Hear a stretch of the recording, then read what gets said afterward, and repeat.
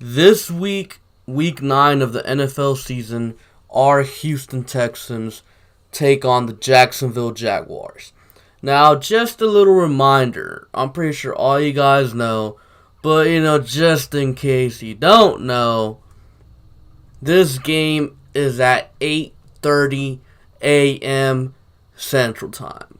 I know on Sunday people like to sleep in, wake up at 10, 11, so just keep in mind this game is extra early, so be sure to set your alarm clocks because the Texans are playing in London. That is the reason why this game is so early. Personally, I don't mind. I wake up early anyway, so I don't really care. But like I said, some people wake up late, like to sleep in on Sundays. So, yeah, this game's early. It is in London, and honestly, it's a very, very important game for the Texans. Now, the Jaguars come into this game at 4-4, and personally, in my opinion, I believe the Jacksonville Jaguars are the Texans' biggest threat in the division. I know some people are gonna say, "Oh man, but the Colts are 5-2." Well, come on. You guys know. A couple weeks ago when we played them, they got bailed out by the refs. Last week against the Broncos, they got bailed out by the refs. They should be 3-4. Keep in mind that the Colts lost to the Chargers. They lost to the Raiders. The same Raiders and Chargers that the Texans beat. I don't think the Colts are that good. The Texans are going to beat them next time they play them, and the Jaguars are probably going to sweep them. In my opinion, that Colts team, overrated. There's a reason why, when you look at all these power rankings, there's a reason why the Texans are ranked higher than the Colts. The Colts aren't that good. So in my opinion, the Jaguars are the biggest threat to the Texans. Now, if the Texans happened to lose this game, the Texans fall to third place in the division for the moment, of course. And even worse, their divisional record would be 1-2, which is pretty bad, honestly. You want to kind of go 5-1, 6-1, sweep your whole division. At worst, 4-2, but 1-2 as your divisional record, and you still haven't played a single game against Tennessee, and you play them in week 15 and 17 in a span of 3 weeks, twice in a span of 3 weeks. So that would be really, really tough to win both of those games, even though the Texans are a better team than the Titans. Still very, very tough to beat a team twice in a 3-week span, So, yeah. So, the Jaguars. The Jaguars, they're a very talented team, and, we know that. Even without Ramsey, which they traded to the Rams, they're still a very talented team. They got Gardner Minshew. When we first played Gardner Minshew in week 2, I was like, you know what? He's just another backup scrub. I was wrong. Gardner Minshew, he looks like the real deal. He's a very good quarterback, and I think, unfortunately for the Texans, the Jaguars might have found a franchise quarterback. So they got Minshew. They got Fournette, who is having a career year, by the way. He's playing better than he's ever played, in my opinion. DJ Chark, Conley, D.D. Westbrook. On defense, even though they traded Ramsey, like I said, still got Calais Campbell, Miles Jack, Yannick Ngakoue, AJ Boye, and the rookie Josh Allen, who's playing very well. Not to be confused with the terrible quarterback for the Buffalo Bills, Josh Allen. No, this Josh Allen's actually good. So, yeah, the Jaguars, they still got talent. They're a very good team, in my opinion. They're 4-4. They're 4-2 the last 6 weeks of the season. Remember, they started 0-2 with losses to the Chiefs and the Texans. So the Jaguars aren't no pushover. These aren't the 2018 Jaguars. These aren't the Jaguars of years past. This Jaguars team is pretty damn good. So let's get into these matchups though. Let's start off with the Jaguars offense versus the Texans defense. Offensively, the Jaguars are very, very balanced. They run the football well, they pass the football well, and they spread it around. So the Texans defense is really going to have their hands full in this game. But let's go back to the run game. Let's dive a little bit more into that. Fournette, like I said, he's having a career year. I think this is the best Fournette has ever looked in a Jaguars uniform. Obviously, last year he had that injury-plagued year. Disappointing year last year for him. His rookie year, yeah, you could say it was pretty good, but personally, I never really thought his rookie year was that impressive. Honestly, before this year, I was calling Fournette a bust, and I know damn well that there was a bunch of Jaguars fans as well calling Fournette a bust. But Fournette this season has really came out and turned it around and looks good. He looks great. The Jaguars, they've been able to run the ball very well all season, pretty much against anyone. Now the Texans, they have a very good run defense, but last week versus Oakland, it kind of looked leaky. Josh Jacobs was able to get 4 yards, 5 yards, 6 yards pretty consistently on the Texans, so that's a bit worrisome, especially when you consider that the Texans lost J.J. Watt.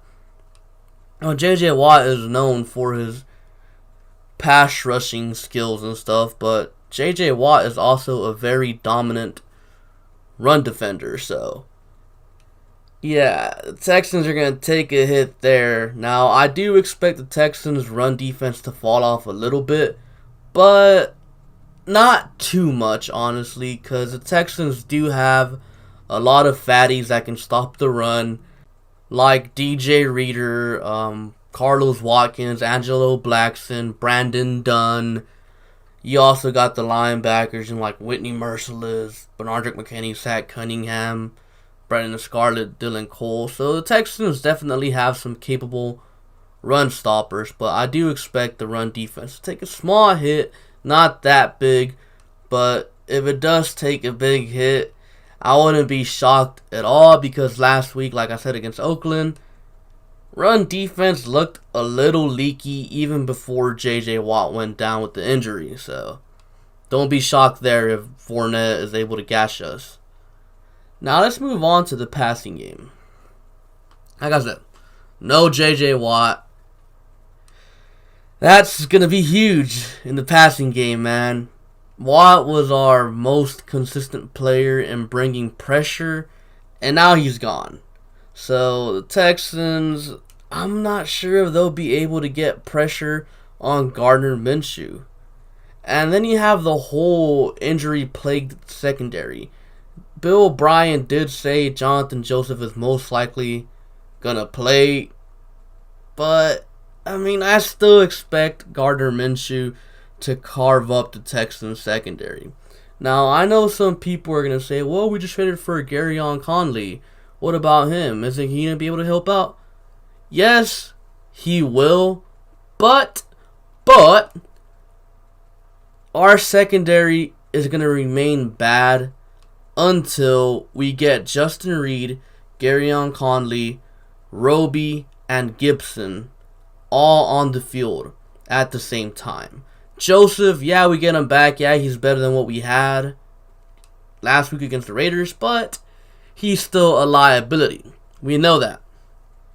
Now, Roby and Conley, that could be something good. And then you got Lonnie Johnson also dealing with the concussion. He could be back this week, or he could be back after the bye week. Usually, most of the time, when the player gets a concussion for the first time, he's able to come back a week later. So hopefully Lonnie's available to the Texans, because the Texans need bodies out there. But I mean, regardless, Lonnie, no Lonnie, Joseph, no Joseph, until we get Roby back, until we get Gibson back, our secondary is going to struggle. But now let's move on to the Texans offense versus the Jaguars defense. Let's start off with the run game. The Texans, they have a pretty good but also inconsistent run game. Now, it is possible that the inconsistencies in the run game are due to Titus Howard being hurt. So, I saw a stat on Twitter yesterday, on Monday, that the Texans averaged like 6.2 yards per carry while running to the left side against the Raiders, and then while running to the right side, there was literally nothing there. So it is possible that the lack of Titus Howard at the right tackle position is causing the Texans' run game to suffer. So that's a possibility. Now, O'Brien did say that there's a small chance Titus Howard could play, but I just don't see it. I think we'll wait till after the bye week to get Titus back. And the Jaguars, their run defense is kind of middle of the pack. So I do expect the Texans to have moderate success running the ball on the Jaguars. Kind of similar to how they did in week 2. They had, nice gains here and there, but the Jaguars also won some matchups here and there as well. Now for the passing game. This is the one thing I hate, man. Watson's worst games, some of his worst games, for whatever reason, they seem to come against the Jaguars. Earlier this year, Watson had a pretty bad game against the Jaguars. Last year, the Week 17 game against the Jaguars, Watson didn't really do much, and then he had the whole bus trip game, and I kind of excused that one, so because of the injuries, so I don't really count that one, but still, he kind of had not a Watson-ish game, I guess you could say. And then his first game playing against the Jaguars in 2017, he came off the bench as a rookie. He didn't really do all that great. Obviously better than Tom Savage, but I mean, come on, it's Tom Savage. So, for whatever reason, the Jaguars seem to have Watson's number. Even with no Jalen Ramsey, it could be very difficult for Watson to get going. And I say this because of the O-line, the lack of Titus Howard. We don't have our right tackle, and last week against the Raiders, it showed, man. We need Titus Howard back. We really need him. I didn't know how big of a difference Titus Howard made until last week. Chris Clark allowed 2 sacks. Texans allowed 3 sacks last week against the Raiders. 2 of them were because of Chris Clark, man. The dude is terrible. And there's a good chance he's going to start against the Jaguars. Imagine Chris Clark against that Jaguars front 7. Hell no. I want no part in that, man. But unfortunately, that's probably what we're going to have to deal with, unfortunately. And yeah, the Jaguars are going to bring pressure on Watson. I mean, yeah, there's no Ramsey, so the Texans receivers should have a better day. But I don't know, man. Chris Clark, he's honestly a game wrecker, man. You know how they describe Aaron Donald? Oh, Aaron Donald wrecks your game plan. How they used to say about J.J. Watt. He just wrecks game plans. Well, Chris Clark wrecks game plans. But for his own team, he's that bad. Now, the keys to the game if the Texans want to win. Don't turn the ball over. That's always important. You can't give the Jaguars extra possessions. Number 2, whoever's at right tackle, I'm praying to God that it's not Chris Clark. Whoever's at right tackle, help him out. Put Darren Fells over there, or Akins if you have to. I don't know. Do what you were doing last week against Oakland, rolling Watson out of the pocket to avoid Chris Clark messing up. Do something to help out the right tackle. Number 3, blitz. No J.J. Watt. That means it's going to be kind of difficult to get pressure on Minshew. So you got to blitz, you know? You got to get pressure on him some way, somehow. And then the last key, start fast. We can't go down. We can't let them drive down the field early on and get a lead on us. We got to play with the lead, you know? And now my prediction. I'm predicting 23-16. Jaguars win. I know a lot of you guys are going to hate me for that prediction, but it's just a gut feeling. Like, the Jaguars, they have a very good offense. The Texans' defense is decimated by injuries. And honestly, I feel like this game in London is going to be one of those Bill O'Brien games where the team just comes out flat and out of energy, unprepared. You know, like against the Jaguars in week 2 or against the Panthers in week 4. I think it's going to be one of those games because we're playing in London. I think that's huge. I feel like a lot of Texans fans are really kind of overlooking that. If this game was in Jacksonville, I'd take the Texans. But it's in London. The Jaguars have been playing in London forever, from what it feels like. The Texans, this is their first time going to London. So the Texans, there's a good chance that they're not going to be prepared. A lot of the times when teams go over to London for the first time, they come out flat and unprepared. And honestly, that's kind of been a theme with Bill O'Brien. I'm not saying I don't trust Deshaun Watson or anything, because I know every time someone says the Texans are going to lose, people are like, oh, you know, you don't trust Deshaun Watson. No, I trust Deshaun Watson 100%. As long as we have Deshaun Watson, we always stand a chance. But I just don't think Bill O'Brien can get this team ready for a London game. You know, I just don't see it. Like, keep this in mind. This game is at 8:30 our time. Most of the time, the Texans play at 12. That's a huge difference. So let's say, I don't know, the Texans players on a typical noon game at 12, they wake up at 8 a.m. and then go to the stadium and, you know, all that fun stuff. Well, over there in London, it'd be similar to waking up at, I don't know, since the game's at 8:30, it'd be similar to waking up at 4:30 a.m., you know, like, their bodies aren't used to it. They're not used to the time zone change. It's a big difference. And honestly, I feel like Bill O'Brien and the Texans are making a huge mistake. Because the Texans, they're going over to London on Thursday. That gives them, let's see, like 3-4 days to get used to the whole time change thing, time zone differential. That sucks, man. Like, in my opinion, they should have already been there the moment the game against the Raiders ended. They should have flew off to London.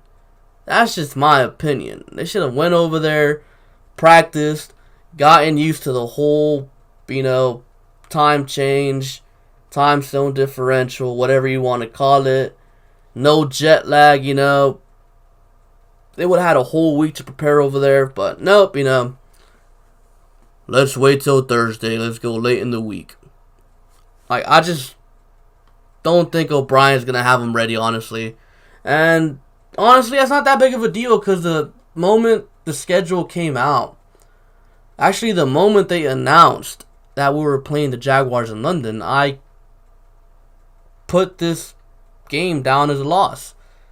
I don't think Bill O'Brien is capable of coaching this team up for a London game. Now, if they win, I'd be extremely happy.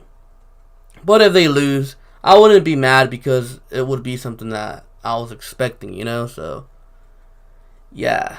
And a lot of people need to understand this. For the past 3 weeks, the Texans have been on full-out survival mode. All these injuries, they've really depleted and decimated the team. Literally, last week against the Raiders, we had practice squad players playing corner. We had our, 4th and 5th string offensive tackle out there, 2 guys we literally had just picked up off the streets. We gotta survive, man. Getting a win in London versus Jacksonville would be amazing, but if we don't get the win, I'm not gonna hold it against this team. But if we do get it, would be great. We'd be 6-3, right in position to take the division from the Colts because they're not gonna take it for long. I mean, they suck. F the Colts. And yeah, that's pretty much all I have for you guys for today. Comment down below your predictions for this game. And yeah, be sure to like and subscribe. Thank you for watching, and I'll catch you guys later. Peace.